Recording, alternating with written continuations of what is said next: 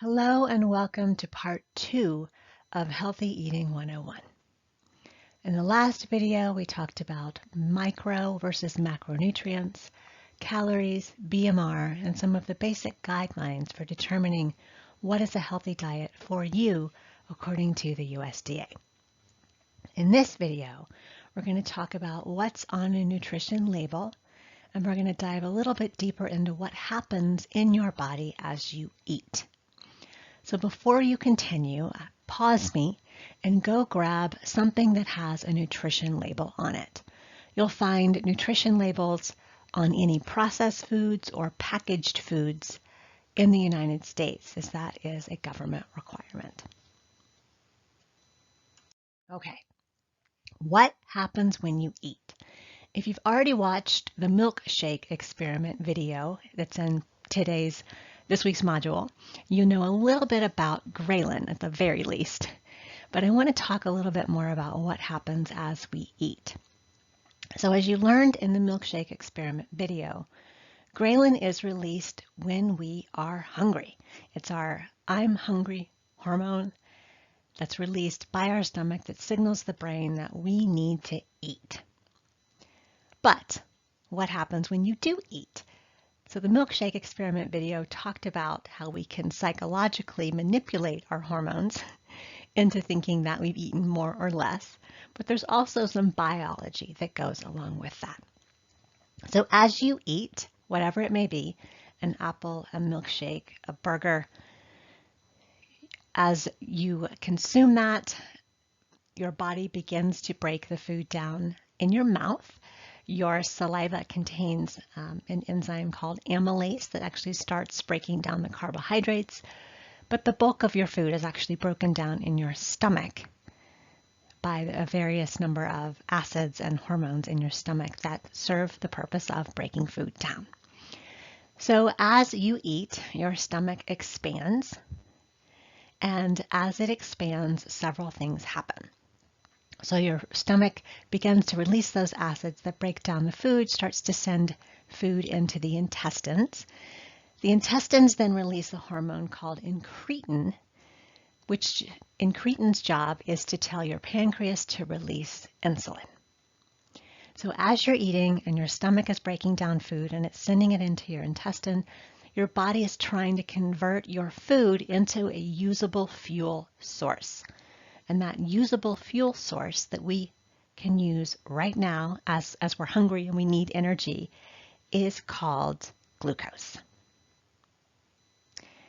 So the pancreas releases insulin, and that insulin allows glucose to enter the body's cells to provide energy. So some of that's going to go to your muscles, some of that is going to go to your liver to be stored as something called glycogen. Some of that is going to go to your adipose tissues. So if you've eaten more than your body needs right now, it will store that as fat in your adipose tissues. So as you're eating, all of this is happening kind of behind the scenes. And once your adipose tissues are activated, meaning that you've eaten more than your body needs, and so your glucose is beginning to be diverted to your adipose tissues then start to fill up, and they release a hormone called leptin, which is the I'm full hormone. And leptin goes to your brain and tells you, hey, stop eating. So this process can take some time. So research suggests that in general, it takes about 20 minutes from when your body starts eating and your stomach starts expanding and you start to get full for your body to get to the point where those adipose tissues are releasing leptin to tell your brain, hey, I'm full. So that's one reason that you'll see people talk about mindful eating and not rushing while you're eating, and we'll talk about not eating while you're doing other things like watching television or driving, because you're eating probably faster than you need to, and you may overeat because your body hasn't had time to fully go through that cycle and release leptin to signal your brain that you're full. There are a lot more hormones involved in digestion. This is just a nutshell of what happens, but it is a question I get asked fairly often, so I wanted to cover what happens when we eat. So key hormones involved, most people have heard of insulin, which converts everything to glucose so that we can use it or store it. Ghrelin is what signals we're hungry. Leptin is what signals we're full. And again, there's a lot of other hormones that are involved beyond the scope of this class. So that is digestion in a nutshell. So now I want to talk about what you're actually eating. So I want to talk a little bit more about those micronutrients and those macronutrients. So this is where I want you to grab your... I love this quote because it gets back at what we were talking about earlier this week, that everybody's body is different. And so with the rise of food allergies and intolerances in the US over the past decade or so, there are some foods that we would consider healthy that make people really sick, and some foods that some people do really well with that maybe others wouldn't be able to eat. Dairy is a great example of this, right? So dairy is something that the USDA is continuing to recommend, but for a lot of people in the United States, that is actually not a healthy food for them. It makes them very ill. So a lot of people are developing either milk allergies or lactose intolerance, whereas other people, dairy is a great option. So again, you know your body best, and you have to figure out what works best for you. And we want to eat things that nourish us and don't make us sick. The other thing that this quote alludes to is this notion that there are some things that are put in our foods, especially our processed foods, that we ingest that affect our digestive hormones in a very negative way, turning off leptin so you never feel full, increasing ghrelin or insulin so you're always hungry, and or are just linked to negative health outcomes in general, like cancer or diet-resistant obesity. And so we want to make sure that we know our body and we know what it likes. So again, I'm going to ask you to grab one or two foods from your fridge, from your cabinets, whatever you have handy, nutrition bar that you might have in your backpack. I want you to actually have two foods for this week's discussion board. You're going to evaluate one that you can think of as healthy and one that you think of as a little less healthy. And you get to decide what that means for you. We're just going to do the math and ask a couple of questions about both of these foods based on the nutrition labels, and then decide for yourself whether you think that this is a healthy food or not for you based on the answers to these questions that are in this week's discussion board activity. So again, whole foods usually don't come with a nutrition label, raw meat, produce, etc. You're not going to find a nutrition label. If it comes in a box, a bag, a can, a processed packaged, the USDA requires that that food have a nutrition label. And so I'm going to ask you to grab those foods, and then we're going to run through a series of slides where we're talking about some key things that we're looking for. The first thing we're actually going to look for is the ingredient. So that's not on the nutrition label itself, but it should be somewhere on that box, bag, etc. So what's in it? Then we're going to look at the calories, and calories per serving is going to be the key here. And then we're going to look at the nutrients that are listed on that nutrition label, and we're going to talk about some that are recommended to be limited and some that are recommended to get as much as we possibly can because they're healthy and our body needs those. And then finally, we're going to kind of cap it off with a discussion of which of the things on the nutrition label have no percentage daily value recommended and why. I always like to start with what's in it. So there's a few things that we're looking for here. So first of all, the order of ingredients. So the things at the beginning of the list, they are listed out based on the percentage of that ingredient that's in the food. So this particular nutrition label has a lot of enriched flour, and it defines what that means. So it's wheat flour that's had niacin, reduced iron, thiamine mononitrate, which is vitamin B1, and riboflavin, vitamin B2, and folic acid added back, because when you go through the processing process, a lot of times they strip nutrients from foods, and so then they add them back in during the end of the processing, and that's why it's called enriched. It's because that means something that was taken away is now added back in. So we're going to look at first, what's the order of ingredients. So again, the majority of the product is going to be those first few things that are listed. And then when you get to about a third of the way through, you see contains 2% or less of blah, blah, blah, blah, blah. And so those are the least common things, the least amount of things that are in that particular food, but still in there, and so they have to list them. The other thing I want you to look at is the number of ingredients. So a lot of times we're just eating a food, lasagna, mac and cheese, protein bar, whatever. We're just eating the food and we're like, oh, this is good or it's not good for our taste buds. But, I really want you to dive in and look at those ingredients. Here's my rule of thumb. You can do whatever you want. Here's my rule of thumb. If I don't know what it is and I can't pronounce it, I probably don't want it in my body. That's just me. Again, totally up to you. But again, USDA, FDA tend to recommend that we keep our food as close to whole as possible. So fewer ingredients, probably healthier for you than a food like this that has a whole lot of ingredients. So again, kind of going through, do you know what they are? If you don't, question mark. And just so you know, there are some countries that actually ban food dyes, certain food dyes. The US is not one of them. And so I'm reading this particular label and I'm seeing a lot of food dyes that are actually banned in Norway, Sweden, some European countries like blue 1 and 2, red 3 and 40, yellow 6, caramel coloring. Those are actually all banned in some European countries because of their links to negative health outcomes like cancer. So again, know what you're putting into your body so that you can make an active decision about whether or not that's something you want. Once you've looked at the ingredients, now we're going to flip and look at the actual nutrition label.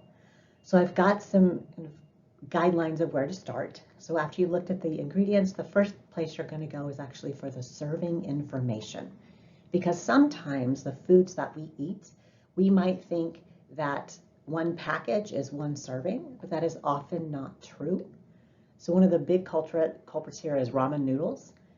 Usually a pack of ramen noodles is 2 servings, not 1. And so you'll have to multiply everything by 2 to get the accurate information for how much you're actually eating.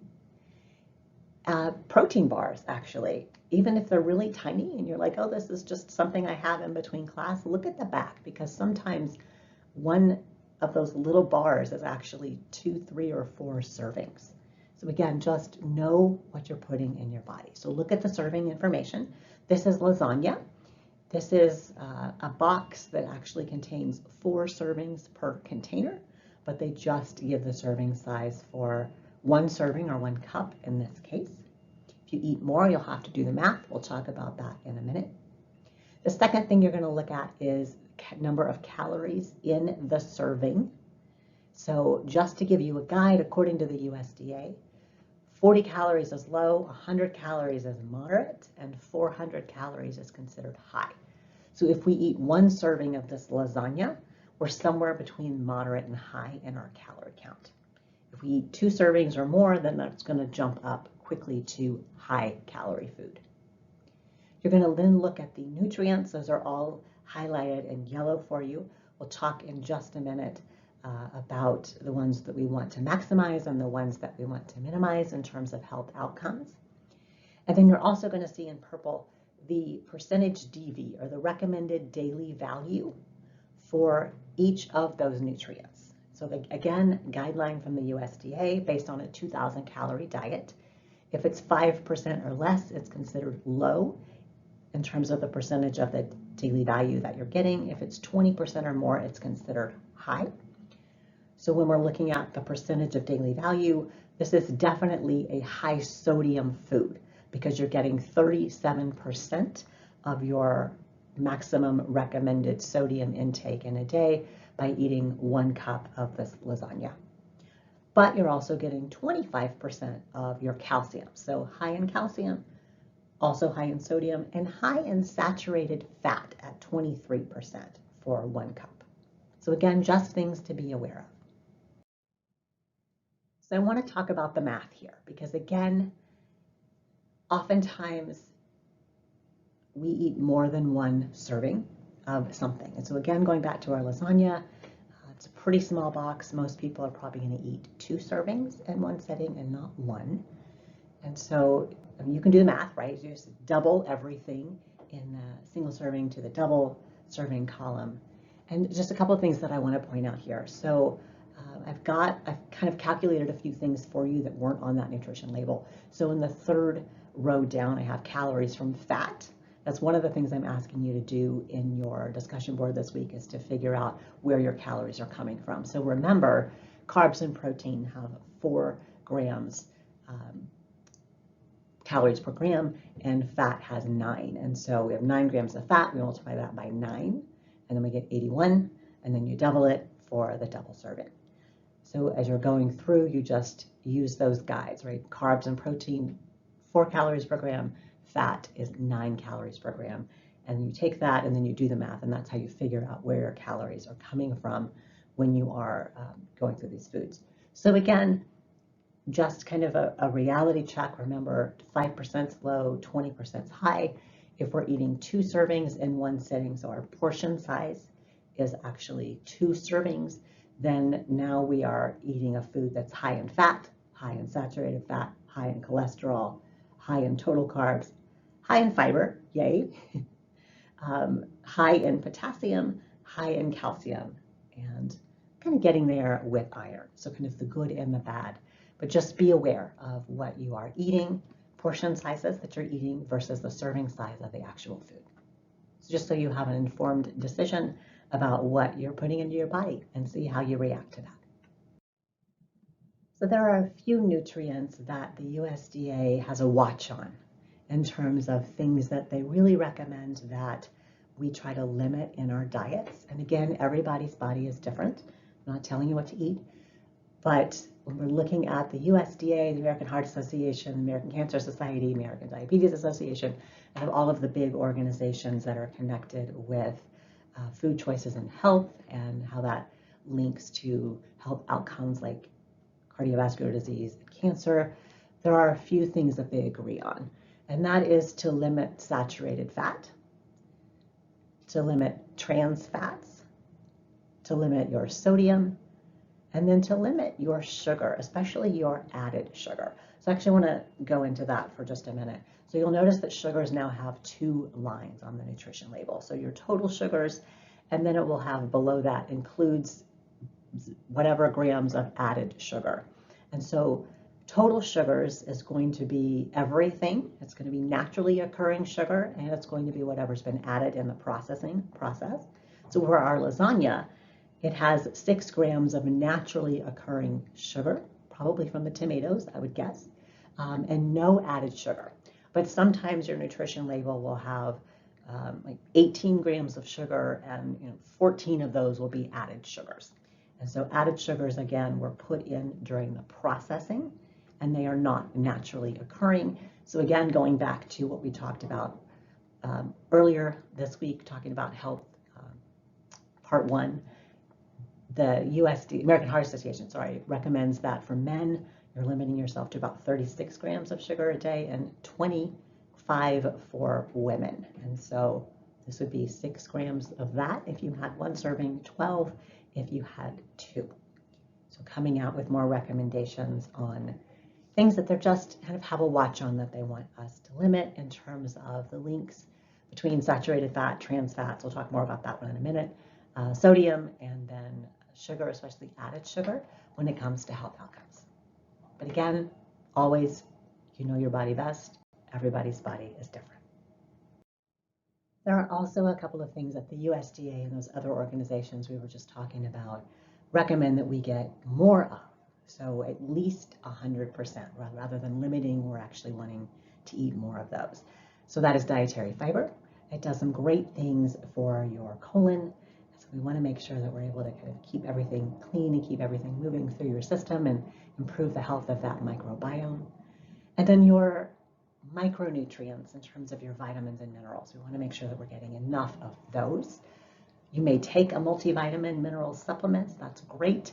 And so if you're curious about how much calcium you're eating, you can look on your nutrition labels, but then also take into account whatever supplements that you are taking that might contain those particular nutrients.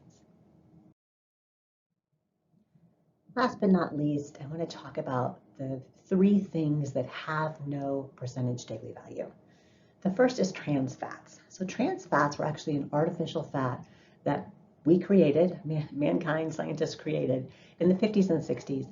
And they were really excited when they first created it because they thought that because it was a man-made fake fat, that you could kind of eat as much as you wanted and have no adverse health consequences. And so at the time they were trying to come up with an answer for how to make foods have a longer shelf life, be tastier, and kind of have the benefits of being a fat without being a real naturally occurring fat. So they came up with these trans fat foods. But as the years have gone on, so we started doing more research in the 80s and the 90s, we began to realize that just because it's man-made and your body doesn't know what to do with it, doesn't mean it's good for you. So going back to those digestive hormones, when your body eats something that it doesn't know what to do with, like a man-made fat, like trans fats, it doesn't just excrete it. So it actually will just take it and store it as fat. It has no nutritional value, doesn't know what to do with it. So it just kind of takes it, transforms it, and stores it in your adipose tissue. And so what we figured out is that trans fat is actually not a healthy fat. It actually just piles up in those adipose tissues and makes people gain weight and hold on to it. So no DV for that, because actually they would wish that you would eat none. So 0 would be the DV if there was a recommended one. But again, you get to decide, read those nutrition labels. Maybe you don't care if it's got trans fats in it or not. Maybe that's not something you're worried about limiting. But that's the reason that there is no DV, is that if the USDA had had their way, we would eradicate it. Right? We would just take it out of our diet altogether. There are some movements that are actually suggesting that that happen. It's the lobbyists that are trying to put forward that we take that out of the manufacturing process and no longer use that because it's been associated with so many adverse health consequences. The second thing that you won't find a DV for is sugar. And again, especially when we're talking about added sugar, the recommendation is that we try to minimize those because those are added in the processing part of the food preparation, and they generally are fake sugars, not naturally occurring sugars. So again, our American Heart Association is saying about 25 grams for women of sugar a day and 36 for men. And so trying to limit those, so no DV for that because they want you to minimize those. Protein also doesn't have a DV, and quite frankly, it's because it's so controversial. And a lot of people advocate a high protein diet. Some people advocate a low protein diet. Some people say it doesn't matter. And so the USDA decided not to take a stand, and they just have enabled you to do the math yourself. So if you know what percentage of calories are coming from fat and what percentage are coming from carbs of your macronutrients, then you can do the math and figure out what's coming from protein. They are not going to take a stand on how much protein you should eat. So with that, I encourage you to grab those foods again, read those nutrition labels, and then use that as you do this week's discussion.